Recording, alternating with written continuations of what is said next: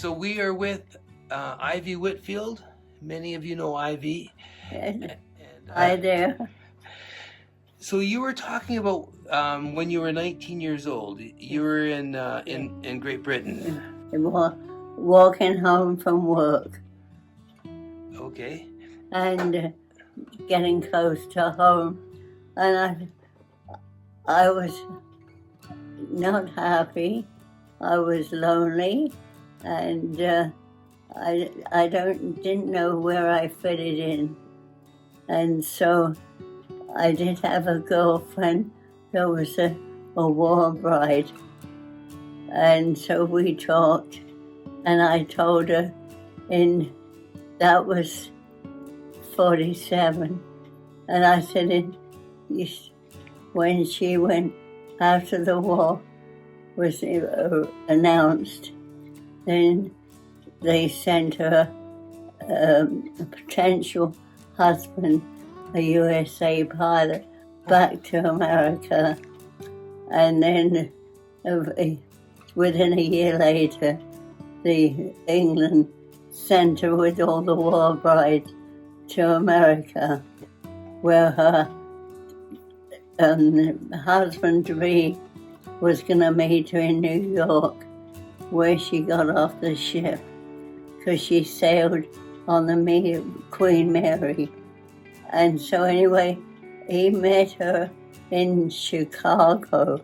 She flew from New York to Chicago, where he met her, took her home, and the next year, or within a year, they got married. And I said to her before she left England, I'll try. I'm coming out to Canada, and I'm going to try and see when I can see you. Maybe 1949. And I have pictures of a wedding, of everything. Yeah. Wow. So she was your friend from back in 1947? Yes, so I have to go back a bit when I said I didn't have a friend, because myself and my younger sister and brother were evacuated to what England did was trying to get the children coming generation out of the bombing. So I'm a family, 5th of 8 children, and so just 3 of us went as evacuees out into the country. I had to look after my little brother, who was 6 or 7, and my sister Hilda was in a different home. She stayed there all the war years, and she was as happy as could be, loved it. They loved her. So she didn't come home until after the war. But my brother and my mother took us back home because she wasn't happy with the fact that the lady of the house we were in felt that this little boy gave her too much work. Where was home when your mom took you back home after the war? London, England. North London. Oh, okay. Yeah, North London. And so my brother and I went back with my mother right in time for the Blitz, the bombing. Wow. Yeah. So, but when you're teenagers and young people, you don't have the worries that parents had of ration and so on, looking after your kids. And so we just, because my older sister was a teenager, and we'd go out and say, oh, we'll be okay. But my mother and father told us that if you're caught in an air raid outside, you keep close to the buildings because of the shrapnel that rained down. Or go into a government shelter if there is one by. Wow. Yeah. So how did you come to Canada? I came because this is kind of sad, but my dad was a very funny and good man. He quoted several scriptures during our lifetime. One of them was Ephesians 4, don't go to bed in your anger. Yes, That yes. one. And the other one was, he was put down was that you come into this world with nothing, and it's certain you won't take anything else. And so that saying that about my father teaches one, because apparently when my father went into the First World War, he was 16. He lied about his age. They're the words that came direct from my dad. He lied about his age, and he was often in trouble, and he liked to box. So he often got on KP duty. But they found out that he lied about his age, and he was kept back for a while until he was old enough. And then he fought in France. Yeah. Okay. And he said, and these are his words, not mine, I was in a trench, and my lucky number is 13, because I was the only one that came out alive from the trench. And so, anyway, after the war, he returned home. He lived in a farm out of London, and he went back, and he was the youngest of 10 children. And so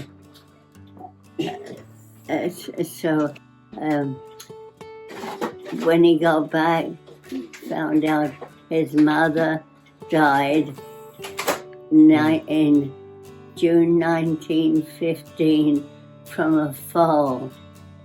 And so it must have been a big shock to him. And the family had dispersed. And so he only kept in touch with a brother that was in the Navy, and he never kept in touch with the others. But when he got married, Mother said he was getting very bitter about losing his mother. So it was such a shock. And so while I was still there in England, she often told me, I've told Dad, unless he returns to his home, he'll never find peace of mind. So I'm not too sure of the year he returned, but he returned. He had cycled some 50 miles and found the area. It was a country farm and the churchyard, and they hit luck because the caretaker was on duty and took him to his mother's grave. So that was a very important part of life. Yeah. So we have to then, because I left England in May of 1948. So how old were you then? 21, alone. And because I was going alone, I decided I didn't want to go on a ship. It took too long. I'll take an aeroplane and get there fast. Okay. Yeah, and the sad part was my dad was a good man, but he also was very strict.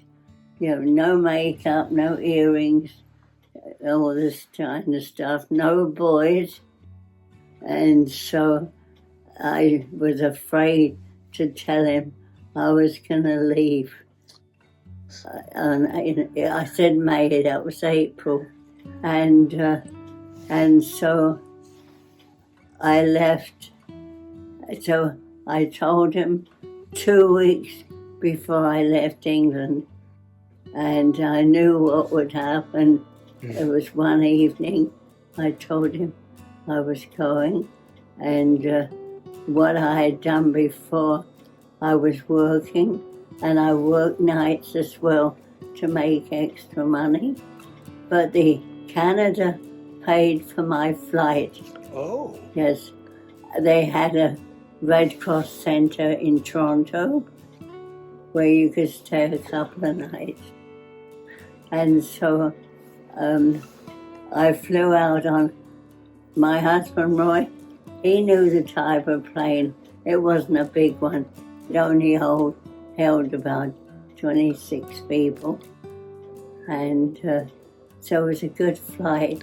And when we got there, there were some boys on the plane going to either marriage or starting life.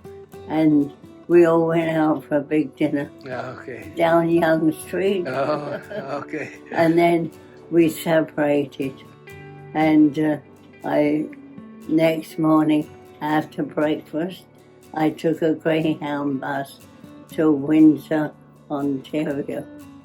And there's a long story there, but that's where a friend of a friend knew somebody with a boarding house. And so it was wonderful.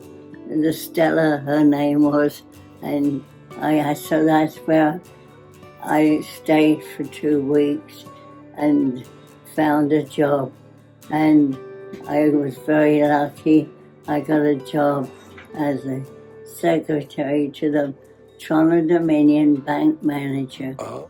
I stayed there for 4 happy years, but felt I needed to go out west, looking, we've got papers, find out what was the future. So that was in May 1952. I left and went by train to Toronto and then took the overnight coach to Banff, where I had a week's holiday. And then I left there to go to the YWCA in Edmonton, ready to start a job. Oh. Yeah, and so I went back to my job in Edmonton. And then just as within the next few weeks, I'd found a person in Windsor who lived in Edmonton, and she told me to visit her if I had time. And she worked at Sears, close to the bank, which I did. So to make a story short, she had a boyfriend, a steady boyfriend, who she actually married, and Roy, my husband-to-be, was his friend. Ah. So we met on a blind date. On a blind date? And we got married in November 1952. Wow. So that's the end of the story. Oh, wow. Oh, wow. I think I need to quickly reiterate that at the beginning I should have said that we lived in a house in London, North London, and I was the 5th of 8 children. And I had a sister who was married. Her and her husband visited once, and a bachelor brother loved it here, and he visited me 3 times. The rest of the time was my 4 trips back home. Okay. How long have you lived in Prince George now? I was in Prince George since 1966. Okay. Yeah. So Okay. and the 4 children have grown up. I lost 2 little boys to early birth, but I raised 3 boys and a daughter. Oh, wow. Yeah. And how many grandchildren do you have? Oh, I just had 4 grandchildren and lots of great-grandchildren. Okay. Okay. So one last question. You know, in some of the stories that you've just said, and you started out by talking about God being with you. How has God sustained you throughout these years? Oh, I love to tell a story. Somehow when I came to Canada, I hadn't gone back to church in England, but I hunted for a church home. Church is a lot more stricter at that time. I thought I would find some friends and that. Anyway, so that was the beginning of the Lord talking to me and me responding. And then when my second child was born, he was premature. That's Brian. And Roy was traveling out of town a lot with his job. And so I couldn't understand a few things about him not talking, not walking. And I was told by a substitute doctor that he was mentally and physically retarded. And it was such a shock. I went home because Alan, the eldest one, was 18 months older. And I took them and put them to bed. And as soon as they went to bed, I went to bed full of tears. And I spoke to the Lord and I said, I don't know anything about handicapped kids. You're going to have to help me. And he has done a marvelous thing with Brian, where nobody expected him to live year after year. He's now 66 at least. Oh, wow. And he's looking after me. Yeah? It's wonderful. And Brian won't eat a meal and he won't go to bed until we say our prayers. Wonderful. You know, That's beautiful. it's wonderful. Yeah. Well, thank you so much, Ivy. It's been a wonderful life. Lots of fun. Oh. And thank you so much. Yeah.